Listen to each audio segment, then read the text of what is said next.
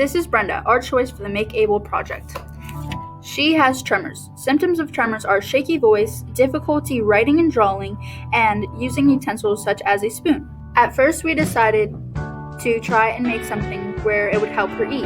Instead, we did something that would help her do something she enjoys. We chose to make a device that would stop her entire hand from shaking.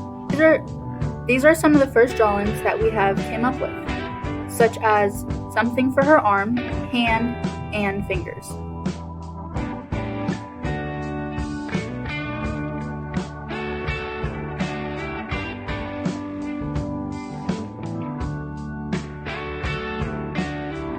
This is an idea on how I would help a person with tremors be capable to do everything in a bathroom, such as turn on a light switch, brush their teeth, flush the toilet, and get toilet paper. We wanted to do a toothbrush idea where it brushed her teeth for her, but instead we chose something else. This is Serena's device. It was made to hold her entire hand steady and make it easier to do simple tasks like writing.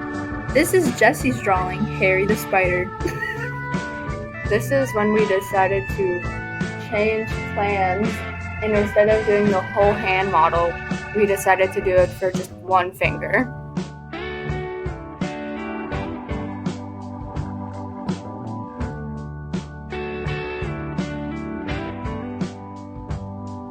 This is our clay model of our finger device. We measured Jesse's finger in order for it to fit her finger, but it ended up fitting me better. This is our first 3D model. At first the rings were too thin, so we had to make them thicker the second time. This is our first 3D model. It didn't go as planned, so we had to make the rings thicker like I said in the previous slide.